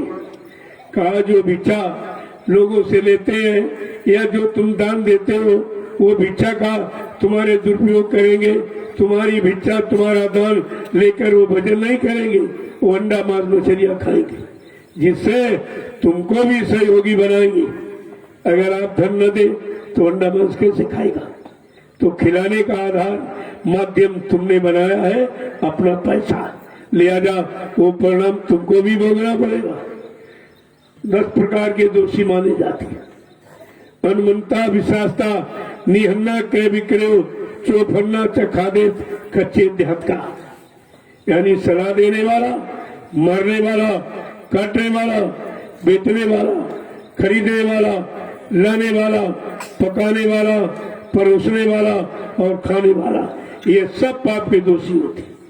इतने को पाप लगता है मांस का, क्योंकि जीव की हिंसा हुई है, हत्या हुई है, उसका परिणाम किनको भोगना पड़ेगा? कहते हैं 10 लोगों को। सब बता दिया। आगे क्या कह रहे हैं? जबरन करी है भोग विलासा, सज्जन मनोती होए निराशा। जबरदस्ती माँ बहन बेटी को पकड़ के ले जाएंगे और भोग करेंगे, कहा ऐसा भी समय आ जाएगा जबरदस्ती करेंगे और तुम कुछ नहीं कर पाओगे। समाज देश देखता रह जाएगा, कुछ नहीं, क्यों? सब उसी में लग जाएंगे। एक एक आने वाली स्थिति परिस्थिति का कैसा खुलासा करते हैं, इनको कहते हैं संत महापुरुष रविदास जी। क्या कह रहे हैं कि पर नारी को गले लगाई है, नारी भी अति आतंक मचाई है। परा स्त्री को गले लगाएगा, अपनी स्त्री को मारेगा, पीटेगा, भगाएगा, ऐसी भी स्थिति आ जाएगी। आगे क्या कह रहे हैं कि अपने पति को मार भगाई है, पर प्यारे को गले लगाई है, और स्त्री भी अपने पति का कोई साथ दुर्व्यवहार करेगी, मार के भगाएगी और दूसरे पतियों से संपर्क करेगी, ऐसी स्थिति आ जाएगी। आगे क्या कह रहे हैं? कर्म दे कि पृथ्वी फट गई है, अंबर भी दरारें खई है। ऐसा दुष्कर्म देखकर ये पृथ्वी फट जाएगी और अंबर में भी दरारें पड़ जाएंगी, आकाश में भी। वो भी नहीं देखकर खुश है, उनको भी दुख हो रहा। धरती माँ भी रो रही कि हमारे पर कितना जघन्य अपराध हो रहा है। जिन जीवों को मैंने अपनी गोदी में पाला, आज उन जीवों को निर्दोष बेगुनाह मारा काटा सताया जा रहा, और ये नारी को विचार के चक्कर में फंसा जा रहा। अब ये पिछले इतिहास को भूल गए। एक नारी सीता का अपहरण पर कितने करोड़ मारे गए लंका में। एक नारी द्रौपदी को बड़ी सभा में नंगा किया जाने का प्रयास कितना बड़ा, यानी खून खराबा हुआ, अरबों खरबों महाभारत में मार दिए गए। ये नारी अपमान की सजा। आज तो सब खुलेआम हो रहा, खुलेआम अपहरण हो रहा, खुलेआम मतलब यानी नंगा किया जा रहा। कोई कहने वाला, कोई सुनने वाला, कोई देखने वाला, कोई मदद करने वाला है ही नहीं। ये अपराध सब राजा को लगेगा। क्यों? जा सुराज प्री प्रजा दुखारी, स्वर्ण पवस नरक अधिकारी। रामचरितमानस क्या कह रही? जिसके राज्य में प्रजा दुखी है वो राजा नरक में जाएगा। एक दुख नहीं, करोड़ों दुख है जिन दुखों का बयान नहीं किया जाता। इससे गंदे से गंदे भयानक विभत्स यानी ये सब किया जा रहा। आगे समझा के क्या कह रहे हैं? एक एक शब्द को देखिए। कर्म देख पृथ्वी फट गई है, ऐसा ये जघन्य अपराध न किस कर्म, खून खराबा और चरित्र का अपमान, चरित्र को लुटना देखकर ये भारत मां रो पड़ी है, रो पड़ी। कोई आंसू बहाने वाला, पोंछने वाला नहीं है। आगे क्या कह रहे हैं? अति भीषण क्रांति की ज्वाला, तामे कूद पड़े मत वाला। ऐसी भीषण यानी क्रांति को देख करके ऐसी बढ़ती हुई ज्वाला में वो महापुरुष अपनी वैचारिक क्रांति का व्यूल बजाता हुआ कूद पड़ेगा। और क्या है, क्या करेगा? धरे भेष साधु का न्यारा, गुरु नाम का करे प्रचारा। वो अनोखा अनोखा भेष साधु का धारण करेगा। सब एक एक बात खोल के कहते, और वो गुरु नाम का प्रचार करे, और अपने नाम का नहीं, अपनी जाति का नहीं, अपने मुकाम का नहीं, वो गुरु के नाम का प्रचार करेगा और अनोखे भेष में। आगे क्या कह रहे? जब देश आजाद हो गई है, एक बार वो शक्ति जाके छिप गई है। आजादी के बाद वो शक्ति जाकर के एक बार अदृश्य हो जाएगी, अंतर्ध्यान हो जाएगी, मर नहीं जाएगी, अंतर्ध्यान हो जाएगी। तुम बात शब्द को समझते नहीं हो। आगे कह रहे हैं वो कैसे कैसे काम कराएगा, कैसे आदेश देगा। यानी संत रविदास जी खोल के कह रहे वो टाट बक्कल का वस्त्र पहने है, ये भी काम करेगा। अपने मुरीदों को, अपने भक्तों को, अपने दूरदर्शी व्यवस्था का काम संभालने वाले को टाट के वस्त्र पहनाएंगे। ये टाट फकीरी भेष। बलकल टाट का वस्त्र पहने है, साधन भजन सबसे करवाई है। वो साधन भजन भी कराएंगे। दोनों काम इधर यानी अध्यात्म का और भौतिक का, और देश का और सत्य देश का, यानी दोनों का काम कराएंगे। आगे क्या कह रहे, ऐसा मंदिर एक बनवाई है जो भूमंडल पर कहीं न दिखी। वो मथुरा बराबर प्रमाण दे रहा है रविदास जी की वाणी का। कहा था बच्चा, ये मथुरा का वो मंदिर है जो विश्व में कहीं नहीं। क्योंकि कोई मंदिर से ये नहीं लाभ दिला सकता कि तुम मंदिर का दर्शन करो, तुम्हारी एक मनोकामना पूरी कर दी जाए।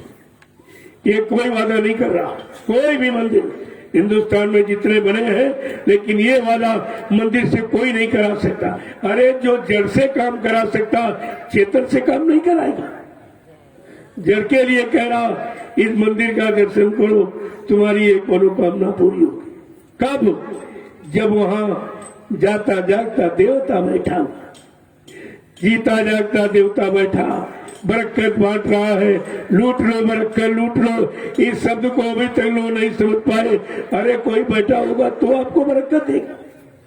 और इन्होंने क्या प्रचार किया, वो जीता जागता देवता मर गया तो मथुरा में मंदिर से बरकत कौन बांटेगा? क्या मंदिर बांटेगा? मंदिर नहीं था। इस मंदिर को पाक साफ शुद्ध करने के लिए जल मंदिर को बनाया गया। जैसे कांटा कांटे से निकलता, पैर में कांटा चुभ जाए और उससे बड़ा कांटा जब लोग तब निकाल पाओगे। इसलिए इस जड़ से निकालने के लिए सम्राट दाता सदगुरु दयाल बाबा जय गुरुदेव जी महाराज ने एक बड़ा कांटा मथुरा में तैयार कर दिया कि जितने पत्थर की तरफ जाने वाले, पत्थर में भगवान की आस्था रखने वाले, वो इधर आवे। देखो ये पत्थर क्या काम कर रहा, पत्थर नहीं करा रहा, पत्थर से कराने वाला करा रहा। और इन्होंने कराने वाले को मुर्दा बता दिए, मर गए चले गए। तो क्या मंदिर काम करेगा? और ये भी कहा महात्मा जब जिस स्थान को छोड़ देते हैं उस स्थान पर जाने से बच्चा तुम्हें कोई परमार्थी आध्यात्मिक लाभ नहीं मिलेगा। ये भी कहा। आगे क्या कह रहे कि ऐसा मंदिर एक बनवाई है जो भूमंडल पर कहीं न दिखाई है। पंचम कलश अनोखी मूरत, झंडा श्वेत सुरूली सूरत का सफेद झंडा, यानी पाक साफ निर्मल। इस झंडे में कोई दाग नहीं है, ये लाल पीला काला नहीं है। श्वेत ध्वजा फहरावे और सबको मुक्ति द्वार दिखावे। इतनी बड़ी बात है। कहा कि गुरु नाम से सब जग जाने, उनको पहचान गुरु नाम से होगी, सब उनको गुरु मान लेंगे। ऐसा वो अपने को गुरु नहीं कहते, लेकिन जिनको दिखाई देता है, जिनको सुनाई देता है, कुछ लाभ और दया मिलती है, वो तो अपनी आस्था के अनुसार मान लेंगे। क्या तुम किसी की आस्था हटा सकते हो? लोग पत्थर में आस्था बनाए भगवान की, क्या उनकी आस्था मिटा सकते? आस्था कभी मिटाई नहीं जाती। आस्था ही रास्ता दिखाती है, लेकिन अगर जड़ में आस्था रखोगे तो जड़ में फंस के रह जाओगे, और आस्था अगर चेतन में हो जाए तो जाके अपने घर चले जाओगे। आस्था का भी परिणाम अलग अलग। आगे क्या कह रहे हैं कि गुरु नाम से सब जग जाने, उनको परम पूज्यत माने। सत्य पंथ का कर पर प्रचारा, वेद धर्म का कर विस्तारा। वो सत्य धर्म यानी संत मत का प्रचार करेंगे और गुरु नाम का झंडा, श्वेत झंडा लेंगे और झंडे के नीचे सबकी सुरक्षा का आह्वान करेंगे। आगे क्या कह रहे? करे संगठन बन ब्रह्मचारी, उनको कोई बेटी बेटा स्त्री नहीं होगी। क्या कह रहे? वो संगठन बनाएंगे करे संगठन बन ब्रह्मचारी, उन समान कोई नहीं उपकारी, उनके समान कोई दूसरा जीवों का उपकार बड़ा कल्याण करने वाला है ही नहीं। आगे क्या कह रहे? अस कई मौन भय रविदासा, विनय पूर्ण मुन प्रेम प्रकाशा। ऐसा ये सब कहकर, ये वृत्तांत सुनाकर आगे भविष्य में आने वाली स्थित परिस्थिति की जानकारी और समय के महापुरुष की जानकारी देकर रविदास जी मौन हो रहे, अपनी लेखनी वहीं से विराम कर रहे। और क्या कह रहे? विनय पूर्ण मुन प्रेम प्रकाशा। ये प्रेम प्रकाश जो उनका ग्रंथ है उसमें उन्होंने वर्णन किया। ये जो रविदास जी की वाणी है वो प्रेम प्रकाश नामक उनका ग्रंथ है, उसमें इसको उन्होंने दर्शाया, सब बताया। अब देखिए महापुरुष क्या नहीं जानते, सब जानते हुए भी कुछ कहते नहीं आते, और तुम बिगाड़ किया करते हो, तुम नुकसान किया करते हो संगत का, ये तुमको भोगना पड़ेगा। क्योंकि संगत एक एक रुपए कैसे देती, आप हमसे पूछिए। मैं ये कितनी मेहनत करता हूँ, 4-4, 5-5 घंटे बोलता हूँ, 5-6 घंटे मिलता हूँ, तब प्रेमी 10 रुपए निकाल के देता है। कितनी मेहनत की कमाई, और तुम इसे ऐसे बर्बाद करते। अरे तुम्हें अधिकार दे दिया गया, इसका मतलब बर्बाद करने का अधिकार कि बनाने का अधिकार, ये भी नहीं समझते। कहते हमको हो गया आदेश, हम जो इच्छा है वो करेंगे, ये आदेश आपको मिला। तो जो तुमने नुकसान किया है उसका खामियाजा जो आपको भोगना पड़ेगा।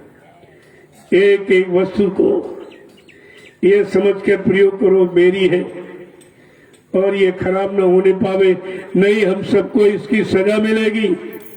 ये देखिए बनाया इन्होंने मकान, वो उधर बना हुआ, इतना नुकसान किया है, इतनी बड़ी इमारत और बन जाती, इतना बड़ा नुकसान करती। मैं रोज ये बात कहता हूँ, लेकिन इनकी समझ में नहीं आती, अब भी नुकसान कर रहे। वहां प्लास्टर हो रहा, इतना मसाला गिर जाता उसको उठाते नहीं, और क्या कहते इसी पर और प्लास्टर करते, वो कितने दिन रहेगा। ये सब नुकसान कर रहे हो, तुम्हारी बुद्धि अकल कहाँ चली गई। तुम्हें सजा मिलेगी, मैं भी माफ नहीं कर सकता, क्योंकि गरीबों की गाड़ी कमाई का आप दुरुपयोग करते हो। मेरे बताने पर भी इस सजा की माफी मैं भी नहीं दे सकता हूँ, मैं इसके बारे में कुछ नहीं कहूँगा। आप कितना बड़ा लोग, इतनी बड़ी और इमारत बन जाती, कितने लोगों का काम। ये 6-6 इंच मोटी छत डालने की क्या जरूरत? कौन सा 20 मंजिल का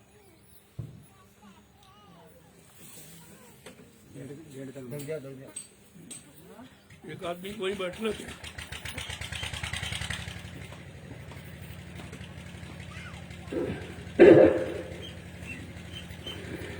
एक एक पाई का दुरुपयोग करोगे तुम्हारी नसों से निकाल जाएगा, तुम बच नहीं सकते। तुम समझते हो देखने नहीं आते, देखते मैं सब देख रहा हूँ, सब जान रहा हूँ, फिर भी तुमसे कुछ कह नहीं रहा हूँ, प्रेम प्यार मोहब्बत से बोलता हूँ। तुम समझते हो कुछ नहीं जानते, ये चश्मा लगाते इनको कम दिखाई देता, ये समझकर आप ये सब कर रहे। तो मैं ये व्यवस्था ही खत्म कर दूंगा, ये बन जाए, इसके बाद सबका जवाब अपने अपने घर जाओ, परिवार की सेवा करो, तुम्हारी सेवा का समय खत्म हो गया। अब दूसरे लोग आए, उनको मौका दो, सबका देखेगा। अरे भाई सबको देखा जाएगा, जिसको सच्चा ईमानदार समझ उसी को सौंप दिया जाएगा। मैं क्या करूंगा, मैं कोई मालिक बनने थोड़ी आया हूँ, मैं तो आपको मालिक बनाने आया हूँ। लेकिन तुम्हारे पास अभी सेवक बनने के लक्षण नहीं है, मालिक कैसे बन जाओगे।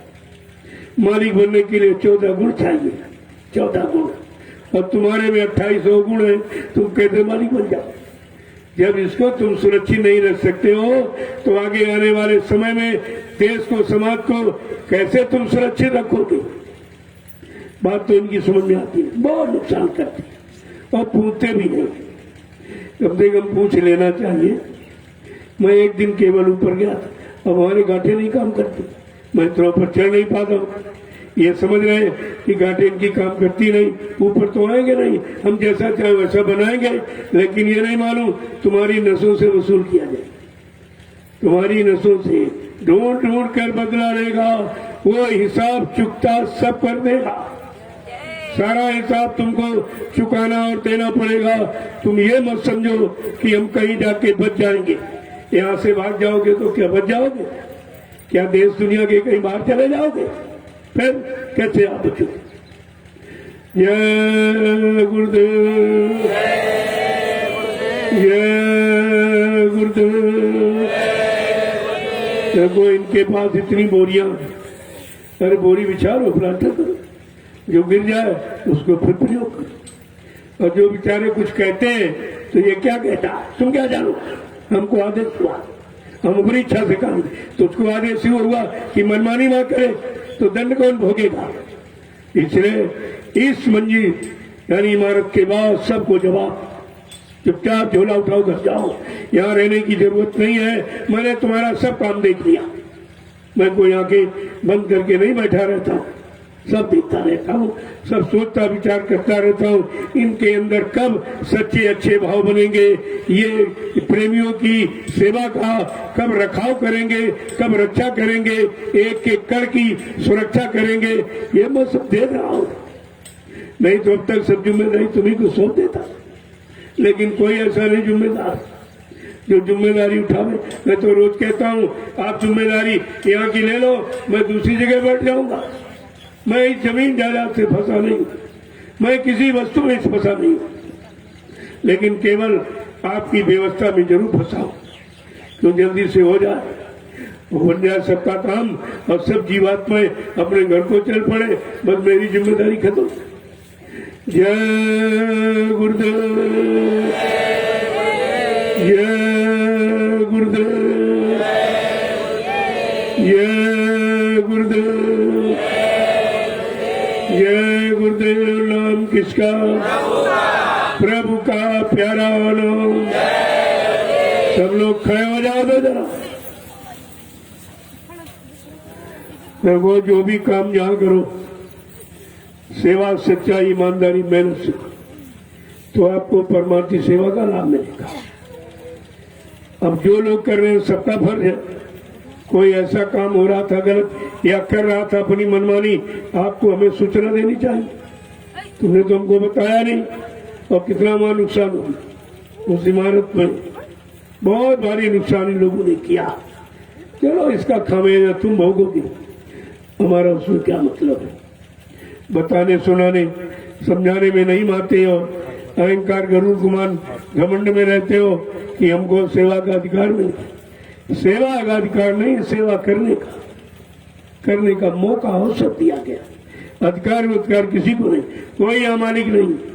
कभी मत समझना यहाँ मालिक कोई नहीं। अगर सेवादार बनकर सेवा भाव में करोगे तो लाभ मिलेगा, नहीं कुछ नहीं, चाहिए अपने घर। ऐसे आने जाने में तुम्हारा समय खराब हो जाएगा, फिर आप कहोगे हमको निकाल दिया गया। मैं निकालता नहीं, वो भर्ती करता। निकालने को निकलते तो लोग अपने बुरे कर्म करके स्वतः निकल जाते, हम किसी को भगाते ही नहीं। लेकिन अब व्यवस्था फैलाओगे तो ये कह दूंगा अभी जाओ घर, जब तुम्हारा मन ठीक हो जाए तो फिर आ जाना। ये कहता हूँ। जय गुरुदेव, जय गुरुदेव, जय गुरुदेव। नाम किसका? प्रभु का प्यारा नाम। जोर से बोले, काम मिल बोले, बोलना होगा, भी से बोलो, दर्द हरेंगे, सब कष्ट मिटेंगे, शांति भी देंगे, सबके दाता, सबके मालिक। प्रेम से बोलो, ये नाम नहीं इंसान का, ये काम नहीं इंसान का। देखो कितनी बुलंदी आवाज में समय का जगाया जय गुरुदेव प्रभु का नाम कह रहा। अब ये काम इंसानों की बुद्धि के बस का नहीं है, चाहे भौतिक हो चाहे आध्यात्मिक, चाहे राज की व्यवस्था हो, परिवार की व्यवस्था हो, समाज की व्यवस्था हो, व्यक्ति विशेष की व्यवस्था हो। अब ये व्यवस्था इंसानों की बुद्धि के बस की बात नहीं है। अब तो ये परमार्थी काम शुरू होने का समय आ गया। सतयुग का बिगुल बजा दिया गया, लेकिन आपने सुना ही नहीं था। आपने सुना नहीं बिगुल बज रहा, कहा सत्य का डंका, सारे विश्व को दहलाने वाला ये विश्व विजेता, ये जय गुरुदेव प्रभु नाम चैलेंज के साथ काम करने का वादा कर रहा है। हमें आपको उस नाम के वादे और उसकी आवाज को समझना चाहिए। नहीं समझोगे परेशान हो जाओ। वो समृद्ध दाता दयालु तो हमारा आपका इतिहास में नाम लिखाना चाहते, इतिहास के पात्र बन जाओ, लेकिन आप बनना नहीं चाहते। आप तो ऐसे ऐसे काम करते हो जो संसार वाला भी नहीं करता।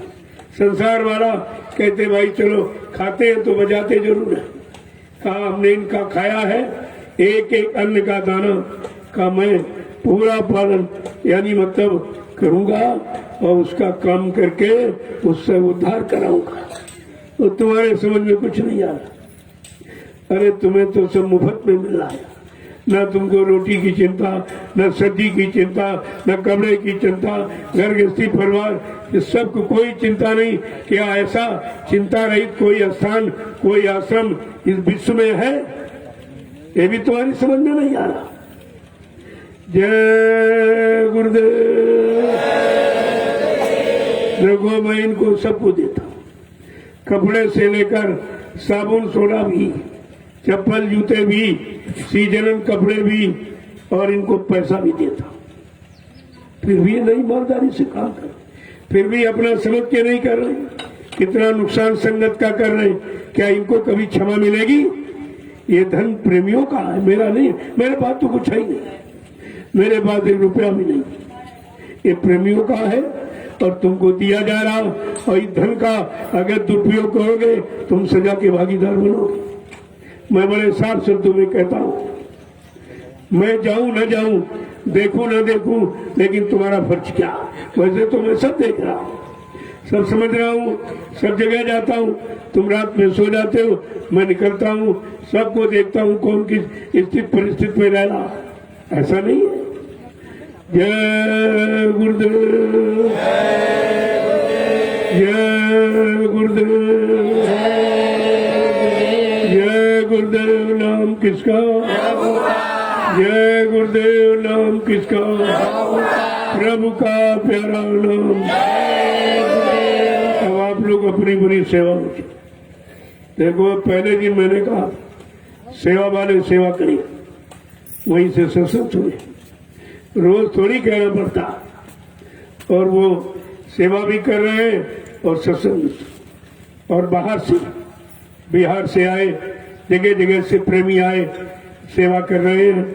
उनको कोई लालच नहीं, कोई लोभ नहीं, न मैंने उनको कुछ देता हूँ। हाँ बरकत तो जरूर देता हूँ, बाकी देखने में कुछ नहीं देता। और ज्ञान दृष्टि से उनको सब कुछ मिल रहा है। तो इसलिए अपनी अपनी सेवा में चलो। जो जिम्मेदारी दी गई है उसे बखूबी के साथ निभाओ, पूरा करो, तो आपको आध्यात्मिक लाभ मिलेगा। भौतिक लाभ तो मिलेगा ही, आध्यात्मिक लाभ कि तुम्हारी इस बनाई व्यवस्था से कितने लाख लोग लाभ उठाए। मकान तो आपने जिंदगी में बहुत बनाए होंगे, किसी मकान में परमार्थी लाभ नहीं था, वहां परमार्थ का कोई काम ही नहीं था। तुमको भी स्वार्थ था, बनाने वाले को भी निजी स्वार्थ था। लेकिन ये आध्यात्मिक परमार्थी इमारत ये तुम्हारा भी लाभ कर रही और आगे आने वाले लाखों लोगों को ये लाभ देगी। यहाँ लोग आएंगे, बैठकर सुमरन ध्यान भजन करेंगे, सत्संग करेंगे, सेवा करेंगे। ये लाभ तुम्हारे खाते में आएगा कि आपने ऐसी यानी आध्यात्मिक निर्माण इमारत का किया है। तो ये वो इमारत नहीं है जो तुमने जगह जगह बनाई है, ये चीज बिल्कुल अलग है। इसलिए इसको अलग होकर ही निर्माण में सेवा भाव से इसे तैयार करो। आपका नाम है, जय गुरुदेव जय गुरुदेव